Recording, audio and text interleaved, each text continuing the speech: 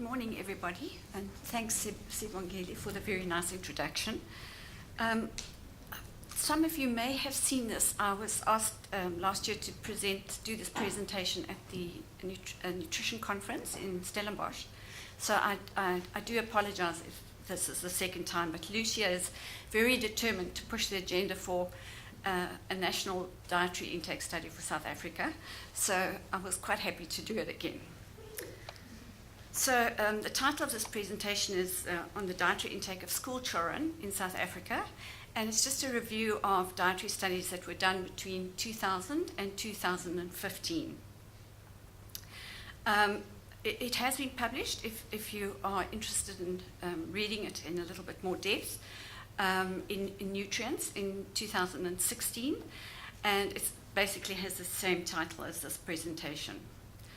I just want to acknowledge my colleagues that worked with me on this review, Gabriel Eckstein and Mariana Seneca, also from UCT.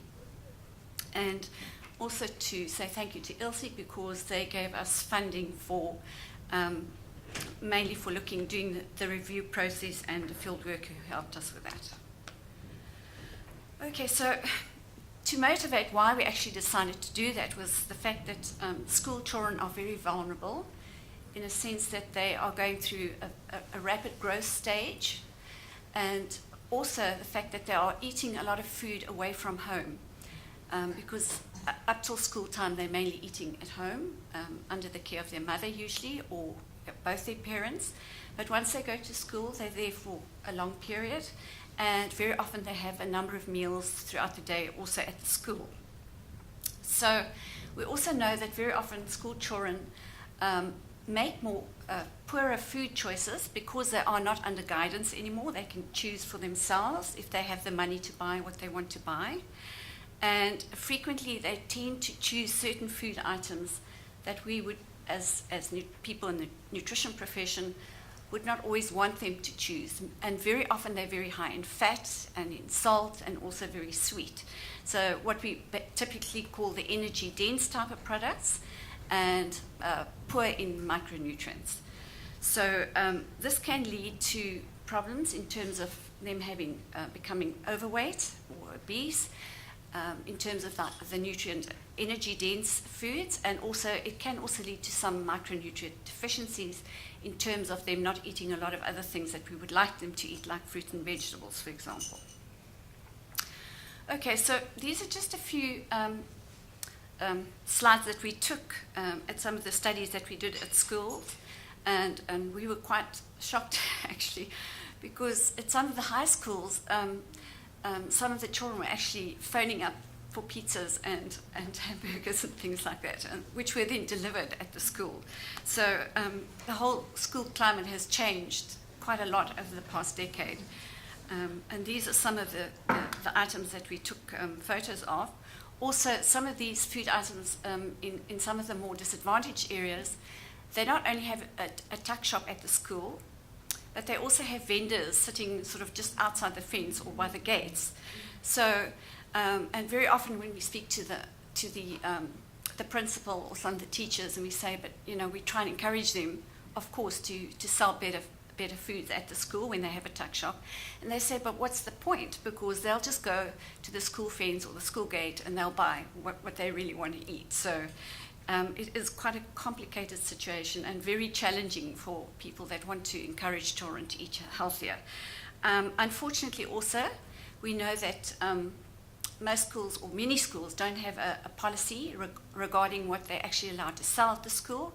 And to date, we don't have a national policy on what should be allowed to be sold at schools.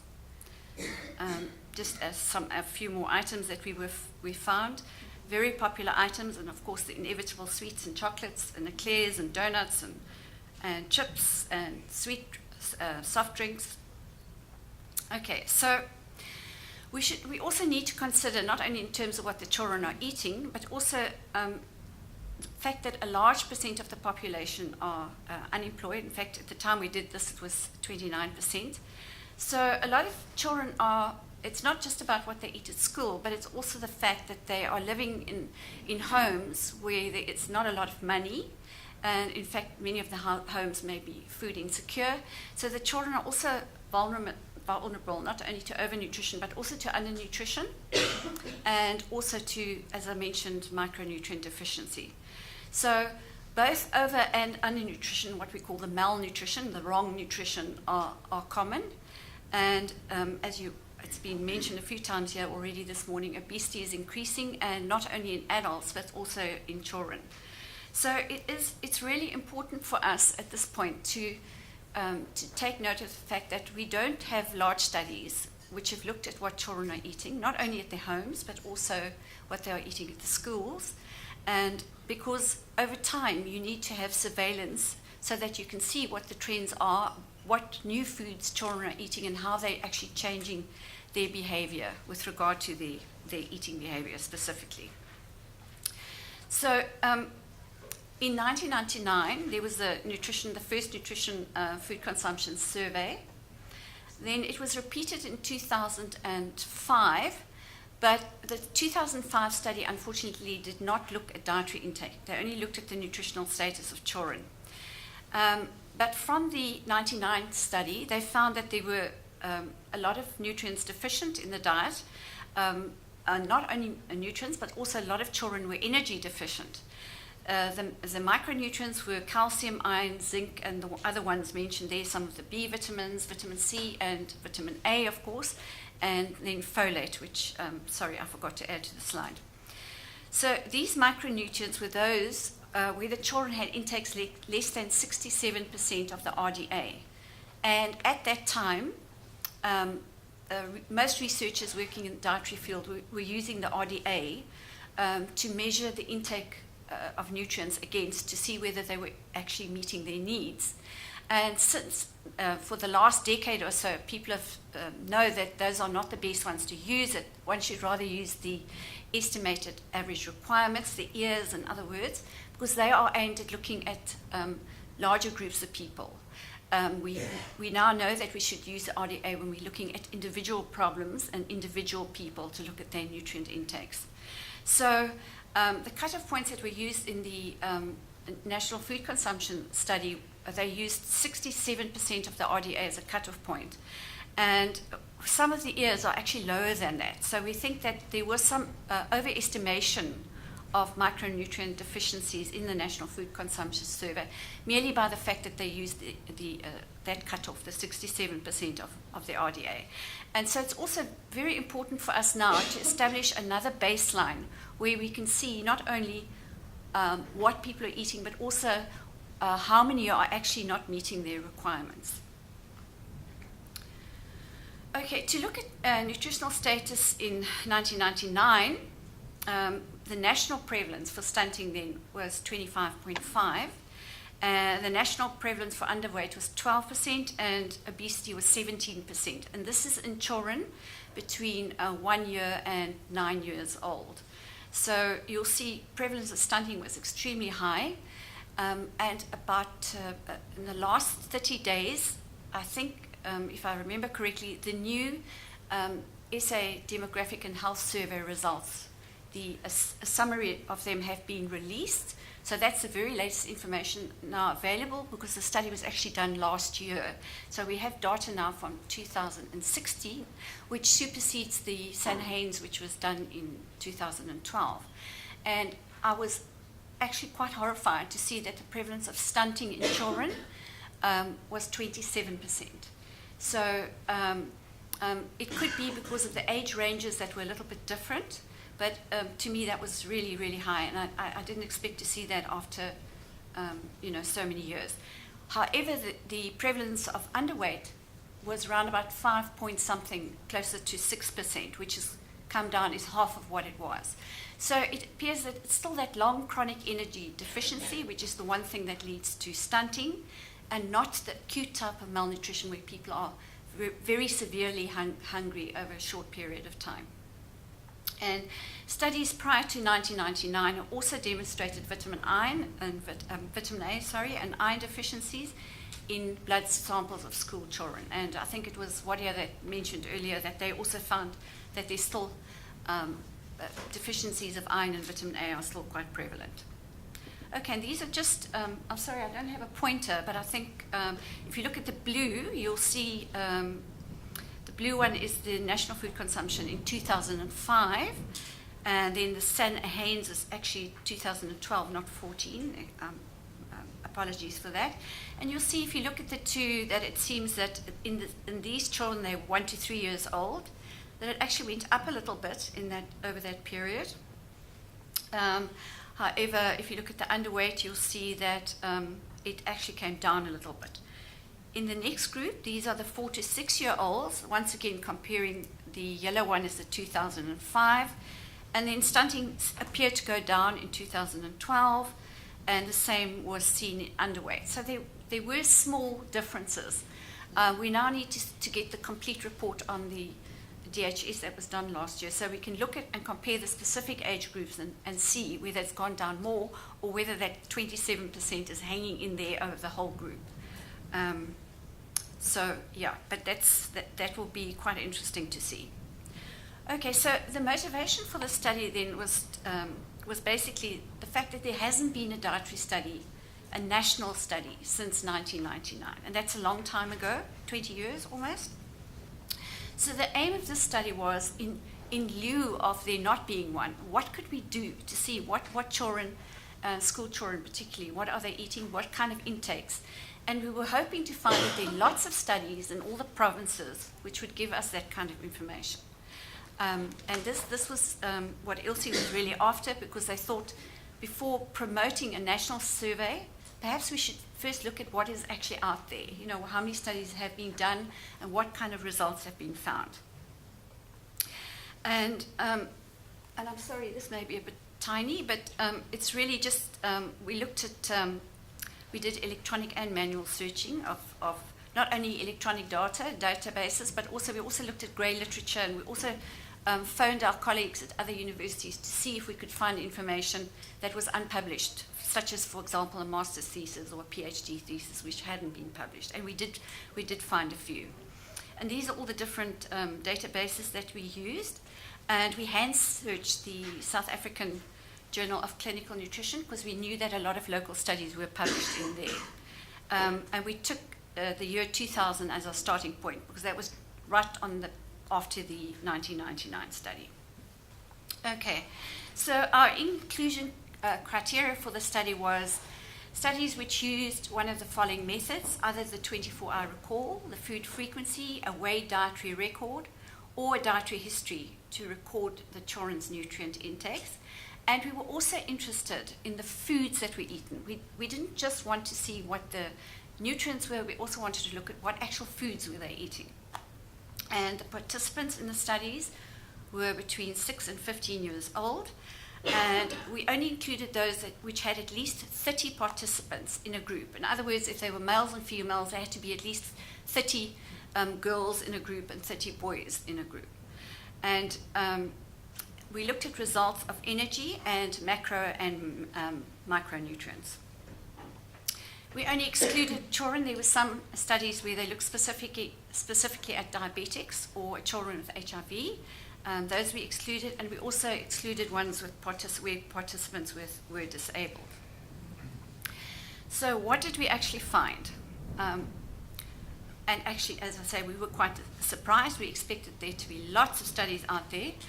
In fact, there were 10 studies on children aged 6 to 15 years. 7 of these studies used the 24-hour recall method, of which one study used 2 24-hour recalls and one used 3 24-hour recalls. Obviously, we know that the more 24-hour recalls you have, the better the quality of the data that you get, because the 24-hour recall obviously just gives you information about the previous day, and that may not be the kind of day that is usual to what you usually take in. 3 studies use a quantified frequency questionnaire. 4 of the studies were published after fortification was introduced. Fortification was introduced in 2003, and the fortified nutrients were included in the studies, the later studies. We also contacted the people because some people did the studies and then they waited 3 or 4 years before they actually published them. And these were the 10 studies, and you'll see the little little stars there are the ones where they actually included the fortificants that were in the maize meal and the bread flour. As you know, those are the vehicles that are fortified. And you'll see the earlier studies, McEwen, Skitter, etc., did not include fortification. This may have been, and we confirmed this with the authors, that if you are using Food Finder, which most of the studies did, it just does not automatically give you bread flour, which is fortified. You actually have to add it yourself. And not everybody, unfortunately, knew that. So the later studies, people knew, and so this was also a bit difficult for us because, you know, you're adding apples and pears now to compare data. So in terms of energy and protein, all the studies which reported mean energy intakes found that the values were below the ears, the estimated energy requirements based on an active physical activity level. We took them as, because they were school children, we took them as reasonably active. And none of the studies reported mean protein intakes below the ear values for age. And that's very interesting, and that has been found over and over again.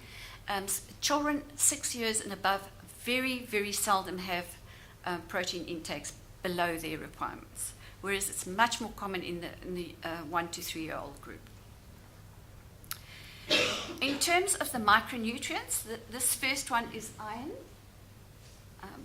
And just to take you through it, the top two, the two grey bars, are the ears. The top ear is for girls, and the next one is for boys. So that is what they should be having. And you'll see it's around about 5.7 milligrams of iron for girls, and it should be 5.9 for boys. And if you look down at the different studies, you'll see that there are two studies. The one orangey one lies at 5.3. It's less than the ear value.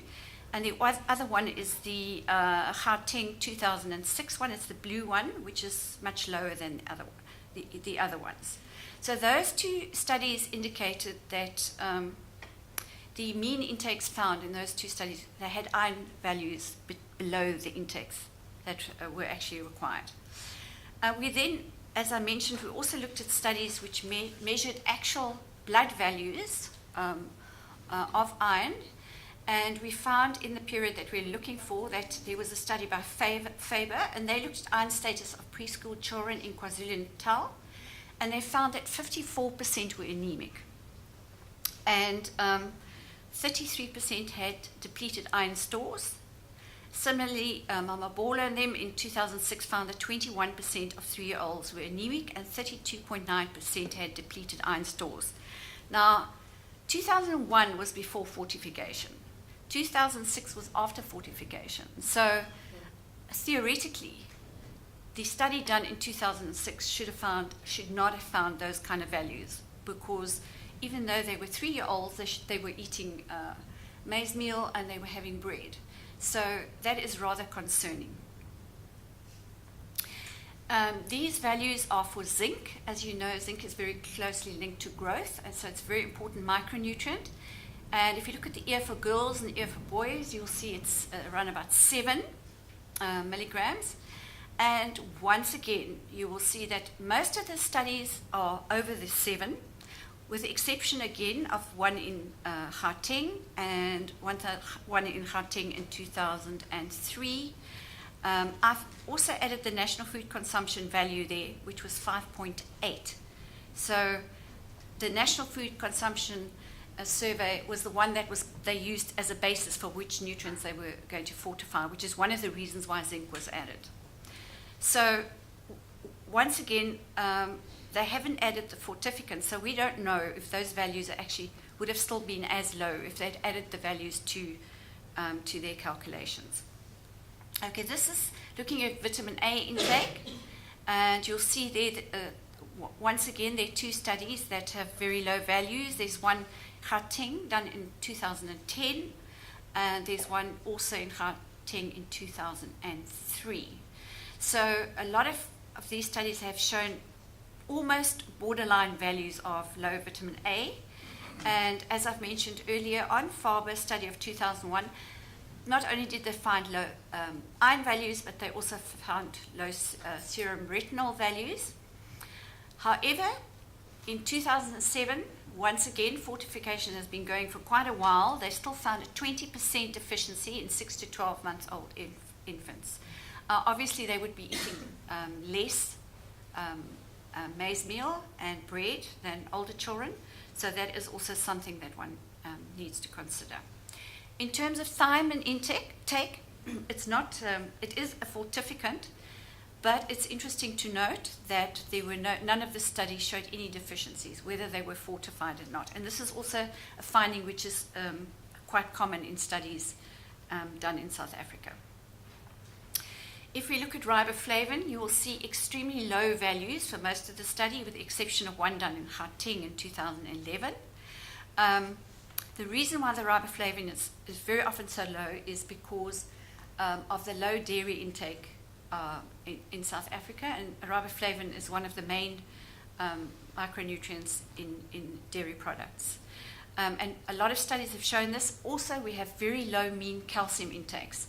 So calcium and riboflavin usually go together, and if you get a deficiency of the one, you can also expect a deficiency of the others. So these are the values of those 10 studies, and you can see once again there's another one we don't know what the answer is. In terms of vitamin B6, there were 2 studies that showed low values below the ear values, which is 0.8 there for boys and girls, and the one is almost half the amount. Niacin, also similar pattern. There are usually 1 or 2 studies that are below the ear values, and more or less in line with the pink one at the bottom there, which was the National Food Consumption Study. So, and you can see it's very close to the ear values. So we also can question, was it really necessary to add niacin when those values were already almost at the ear level? Sorry, I'm showing this one a second time.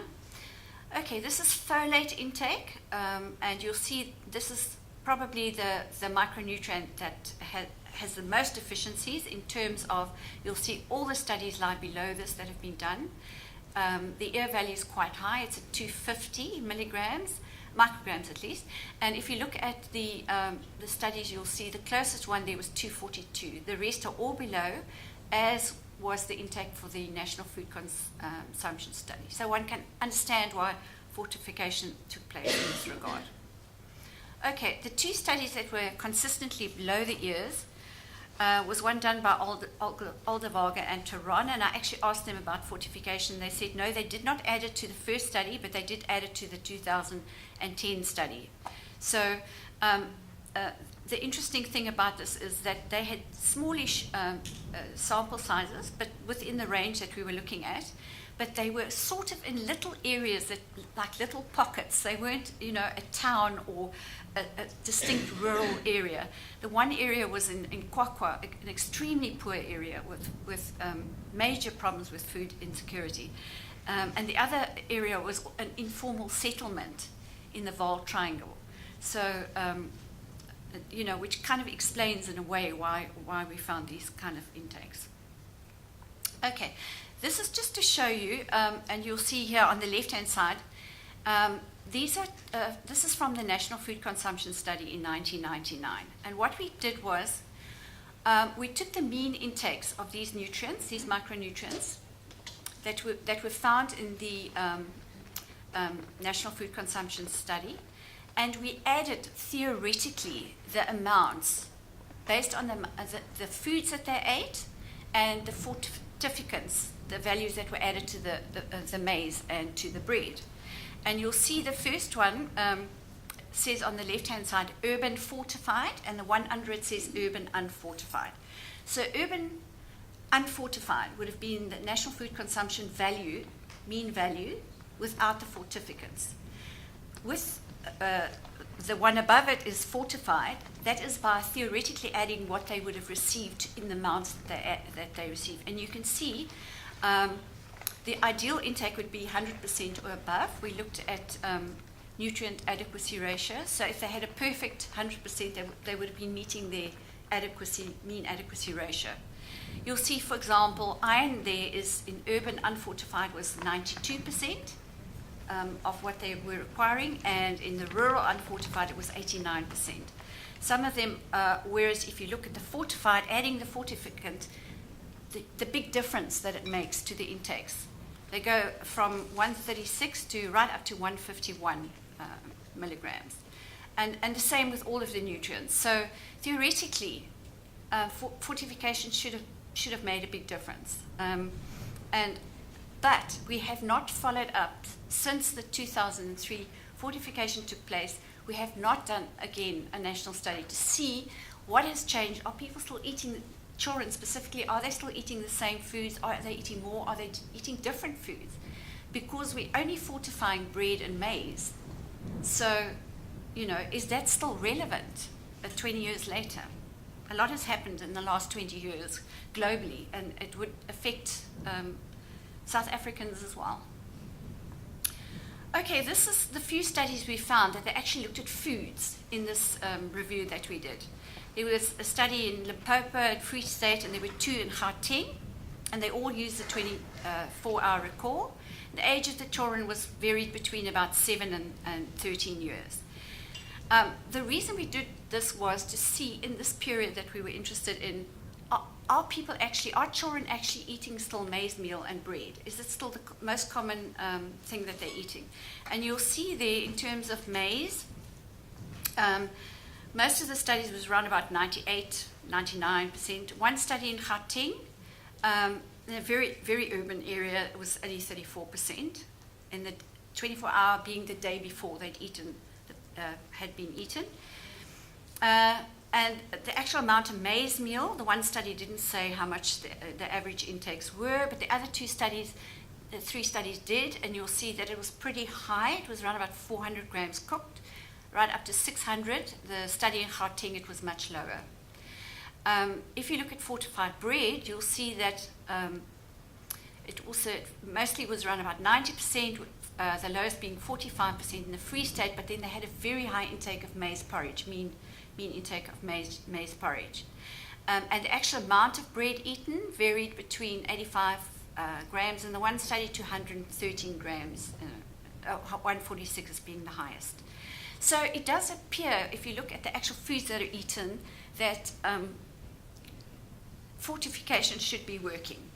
And we'd like to think that it is, however, and some of the conclusions, I think I should have actually called them limitations, because really this was quite difficult to review to do, in terms of the fact that the paucity of studies that have actually included the fortified nutrients was one thing, making it difficult to determine whether fortification has improved the micronutrient intakes of the school children. This was further complicated by the fact that 3 different dietary methods were used in the studies, and that there were only studies in 3 out of the 9 provinces, Northwest, Gauteng, and in, what was the other one? Free State, one small study in Free State. So the results of these studies, we feel, really points to the importance of, again, doing a national study on the dietary intake of school children, in order to really to confirm for ourselves that the outcomes of the fortification process have been successful, and to see what the amounts are that specifically children are still eating, and whether they're relevant to what was planned 20 years ago. Because fortification was based on the 1999 results of what the amounts of things were that children were eating at that stage. So, So if you have any influence in people with a lot of money, please use it, because we would dearly love, and ILSI would dearly love, to do a national study again. And we've kind of almost decided that if we don't get enough money, we have a little bit of money, we'll maybe start off small and try and do one province at a time. So thank you very much.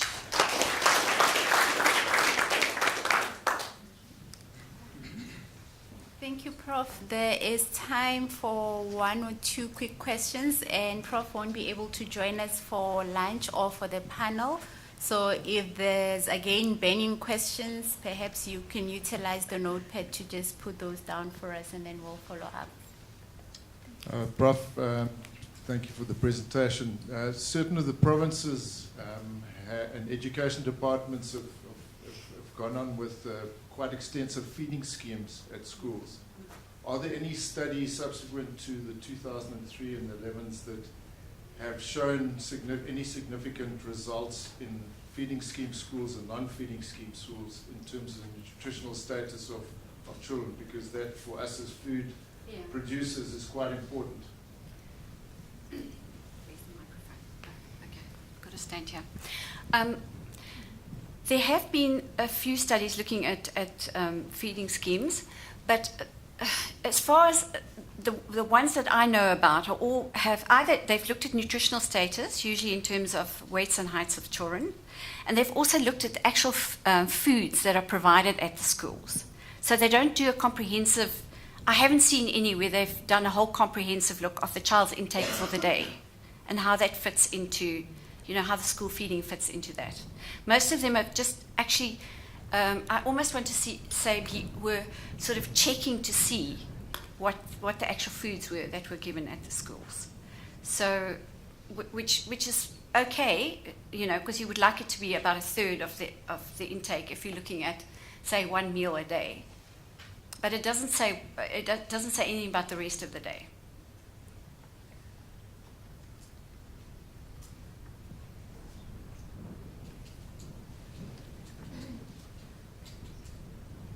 Thanks, Nelia. I found listening to you the second time, I retained a lot more. Okay. Thank you. I think my question is, did you get a chance to look at obesity and what the rates are across the studies, or were they reported at all? They were, and in the National Food Consumption Study, there were 17%. I think I did show that percentage.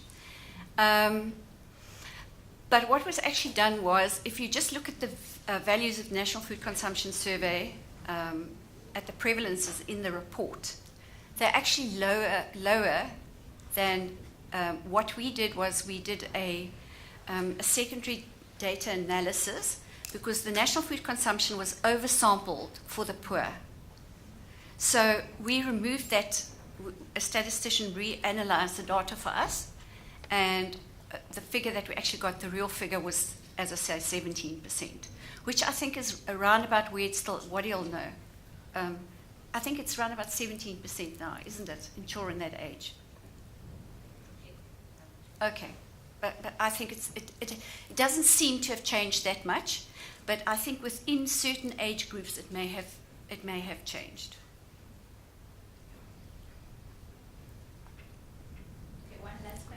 Sorry, I can't see you because the light's shining right in my face. Next up. Dare I ask you what sort of money you need for the survey? Well, we did do I don't know if I'm allowed to say this out of ILSI. I don't know. Sibungile, am I allowed to say this? We worked at about 34 million if we did the whole of South Africa. But may I say we did the Rolls Royce, because there's never been one on adults. And we felt, and there's never been one on men. There have been lots of studies on women. So we thought if we do a national study, we should do it on all the age groups, not just on children. And that's why it was so high. But our hopes and our vision for the future has changed, and we've realized that not everybody has the same vision as us. So we're slowly bringing down our figure probably to more realistic values.